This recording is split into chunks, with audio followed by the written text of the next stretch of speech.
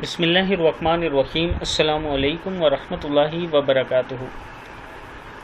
عابد راجہ channel کی طرف سے آج میں اپنے دوستوں کو رسول اللہ صلی اللہ علیہ وسلم کا بہت ہی پیارا فرمان سناؤں گا۔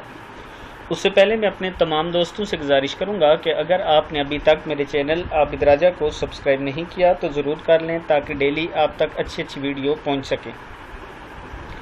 تو سٹارٹ کرتے ہیں۔ بسم اللہ الرحمن الرحیم۔ رسول اللہ صلی اللہ علیہ وسلم نے ارشاد فرمایا، اس دن ایک ایسی گھڑی آتی ہے جس میں اگر کوئی مسلمان بندہ کھڑا نماز پڑھ رہا ہو اور کوئی چیز اللہ پاک سے مانگے تو اللہ پاک اسے وہ چیز ضرور دیتے ہیں۔